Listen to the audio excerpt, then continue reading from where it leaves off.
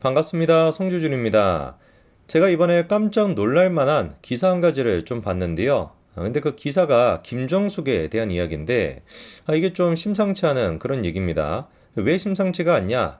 사실 민주당이 없었으면은, 지금의 민주당이 그렇게 생 난리를 치지 않았으면 별로 문제가 안 될 법한 그런 상황인데, 민주당이 업보를 쌓아놨고, 그것도 뭐 업보도 뭐 몇 년 된 업보도 아니고 가장 최근에 업보를 쌓아놨기 때문에 그냥 옛날 같았으면 지나갈 법한 문제가 결코 지나갈 수 없게끔 아예 그냥 구속이 될 수도 있는 그런 문제로까지 확장이 되고 있거든요. 자, 그럼 도대체 제가 어떤 얘기를 하고 싶은 것이냐? 김정숙이 어떤 사고를 쳤길래 구속까지도 될 수 있냐라는 얘기가 나오는 거냐면요. 일단 그 얘기를 드리기 전에 우리가 좀 과거를 회상해 볼 필요가 있을 것 같습니다. 여러분 왜 한동훈 장관이 이제 그 편지를 받았던 거 기억나시죠? 그죠? 켈로 부대였나요? 켈로 부대원 그 할아버지로부터 나이가 지긋하신 할아버지로부터 편지를 받았던 거. 그 장면 아마 기억이 나실 텐데. 그때 이제 이슈 한 가지가 있었습니다. 한동훈 장관이 편지를 사진으로 찍었고 그런데 그 휴대전화를 의자에다가 놔두고 갔다가 뭐 분실이 되는 그런 사건이 있었죠. 근데 그 분실이 된 거를 이제 한동훈 장관이 112에 전화를 했더니만 경찰이 뭐 강력팀까지 출동을 시켜가지고 그거를 뭐 수색을 했다. 이것 때문에 이제 논란이 됐었는데 사실 뭐 정상적인 사람들이 봤을 때는 전혀 논란이 될 게 없죠. 아니 다른 사람의 휴대전화도 아니고 법무부 장관의 휴대전화인데 어떤 국가가 기밀이 들어가 있지 알고 당연히 일반인이 휴대전화 잃어버렸을 때 버렸을 때와는 다른 식으로 경찰이 대처해야 되는 게 그게 뭐 당연한 거 아니겠습니까? 오히려 거꾸로 일반 시민이 휴대전화를 잃어버렸다고 경찰에 신고했었을 때 그때 당시와 법무부 장관의 휴대전화가 잃어버렸을 때 그때 당시와 경찰이 똑같이 대응하는 거 그게 오히려 제가 보기엔 직무유기에 가까울 것 같은데 뭐 어쨌거나 민주당과 그 MBC 같은 그런 뭐 잡스러운 것들은 뭐 계속해가지고 이거를 가지고 특권인 거 아니냐 특혜인 거 아니냐 그렇게 쌩 난리를 쳤습니다. 특히나 그때 목소리를 많이 냈던 사람이 누구였어요? 고민정이었거든. 근데 그 고민정이가 대로 주고 말로 주고 대로 받는다라고 해야 될까요? 딱 지금 고꼴이 됐습니다. 지금 한동훈 장관을 비판했던 내용보다 훨씬 더 심각한 사항이 누구한테 발생을 했다? 김정숙한테 발생을 했다라는 것이죠. 어떤 얘기 제가 좀 차분히 말씀을 드리겠습니다. 많은 분들이 기억하실 것 같은데요. 한창 이제 문재인의 그 양산 사저 앞에서 시위가 있지 않았습니까? 근데 그때 당시 문재인이가 직접 고소했던 네 사람이 있는데 그 중에 한 사람이 바로 요 분이었습니다. 이분이 뭐 보니까 평산마을 사저 앞에 가가지고 3개월 동안 뭐 시위를 벌였다라고 하는데 이른바 깡통아재라고 불리는 분입니다.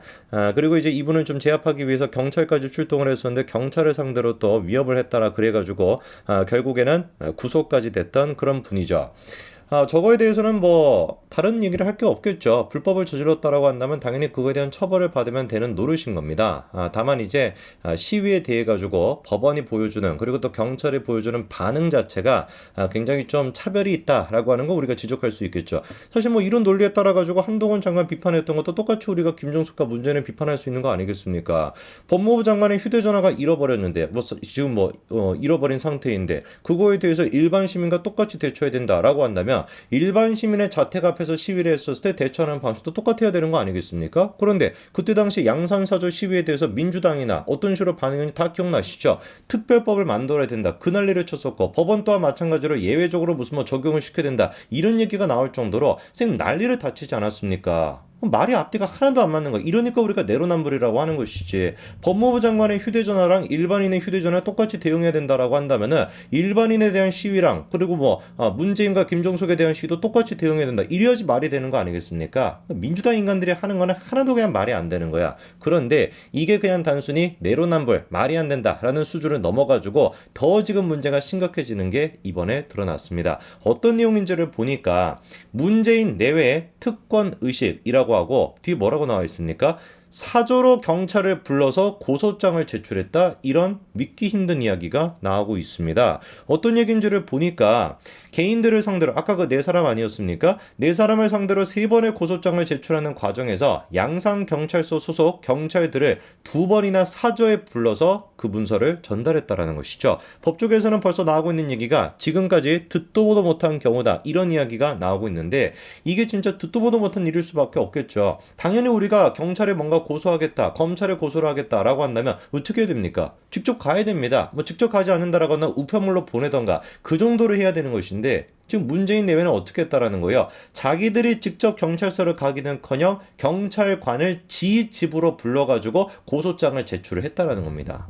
이거 뭐 우리가 어떻게 봐야 됩니까? 발이 없습니까? 뭐 손이 없습니까? 자동차가 없습니까? 심지어 비서까지 싹 다 국민들의 세금으로 다 그렇게 비서까지 운영이 되고 있는 마당에 지들이 그냥 직접 가가지고 제출해도 충분히 제출할 수 있는 것인데 아예 그냥 경찰관을 갖다가 집으로 불러가지고 지금 뭐 고소장을 제출했다라는 거 아닙니까? 이거는 특권의식 수준이 되는 것이 아니라 이건 뭐 직권남용으로 해야 되나? 직책이 없기 때문에 직권남용도 아닌 것이고 이거 뭐 어떻게 해야 되는 당연히 뭐 처벌을 해야 되는 것인데 지금 어떻게 해가지고 이 내용이 공개가 됐는지를 보니까 구주화 변호사라고 하는 분이 이런 이야기를 하고 있습니다. 문재인이가 이제 고소장을 제출했고 그 과정에서 2번은 경찰을 사저에 불러 전달한 것은 물론 고소인 진술까지도 그렇게 경찰관을 불러가지고 받아가게끔 했다라는 것인데 그 어떻게 해가지고 이 내용이 공개가 됐는지를 보니까 문재인의 현 비서관인 사람이 오종식 비서관이라고 해요. 근데 이 사람이 이제 재판에 가가지고 증인으로 출석해가지고 증언했는데 그 증언하는 과정에서 이런 내용이 공개가 됐다라는 겁니다. 아니 그러면은 이 지금 뭐 오종식이라고 하는 사람의 이름까지도 구체적으로 공개가 됐고요. 그리고 오종식이가 뭐 언론 인터뷰를 하다가 말실수를 한 그런 수준도 아니고 법원에 가가지고 증인으로 출석해서 증언을 했다라고 하니까 이 지금 오종식이라고 하는 인간이 위증을 하지 않고서야 위증할 이유도 없겠죠. 그렇죠? 위증 못하라고 하겠습니까? 지금 위증을 하지 않았다라고 한다면 명백하게 이거는 뭐라고 볼 수밖에 없는 거예요? 팩트라고밖에 볼 수가 없는 것이죠.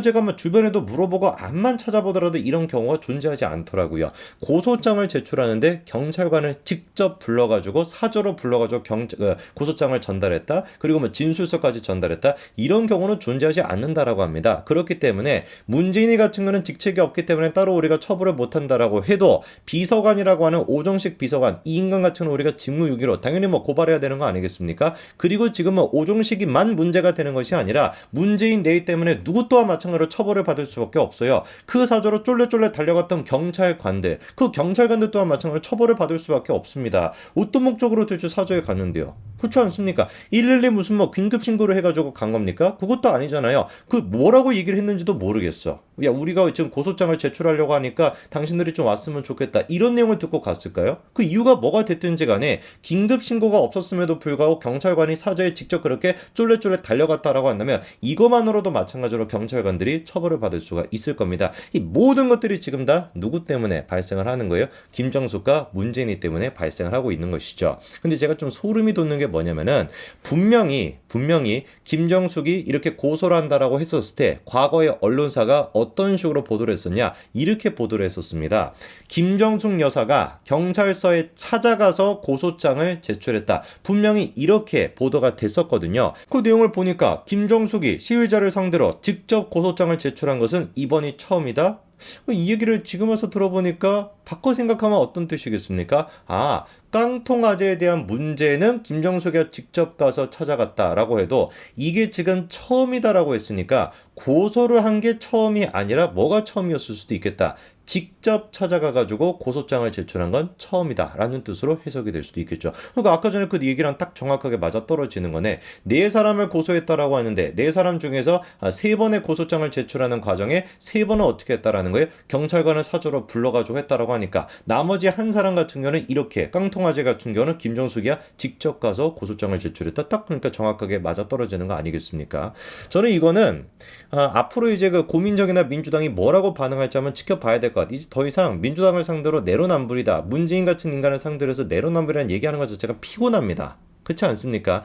법무부 장관의 휴대전화가 사라져가지고 그거를 경찰이 출동해가지고 수색하는 거 그것조차도 무슨 뭐 특권의식이다 뭐다라고 생쇼를 다 했던 인간이 민주당이라고 한다면 얼마나 많이 그거에 대해서 목소리를 냈습니까? 김정숙과 문재인이 경찰관을 사저로 직접 불러가지고 고소장을 제출했다는 거에 대해서 뭐라고 얘기할지 한번 제가 지켜보겠습니다. 지켜보고 자식할 게 뭐가 있겠습니까? 당연히 또 찌소리도 안 하겠지. 모든 게 그러니까 민주당이 하는 게 다 이런 식인 거예요. 얼마나 언제 동안 우리가 이거를 지켜봐야 되는지 모르겠습니다. 하루 이틀도 아닌 것이고 한두 번도 아닌 것이고 지들이 하는 모든 비판이 다 내로남불인 거 아니겠어요? 비슷한 수준으로 하면 모르겠어. 지들이 비판하는 것보다 더 훨씬 더 심각한 수준으로 더 죄를 짓고 더 도덕적으로 타락한 인간들이니까 참 진짜 막 문재인 같은 인간은 언제 우리가 기사에서 안 볼까 싶었는데 툭 하면 진짜 막 자연이라는 인간이 이걸로 문제가 되고 저걸로 문제가 되고 당연히 문제가 될 수밖에 없지. 존재 자체가 문재인 인간인데 제발 좀 우리가 총선에서는 우리가 반드시 압승을 거둬가지고 민주당의 내로남불 이런 걸로 스트레스를 받는 일이 안 왔으면 좋겠습니다. 하등 진짜 대한민국에 쓸모가 없는 사람들이다 이런 생각이 다시 한번 드네요. 여기까지 말씀드리겠습니다. 감사합니다.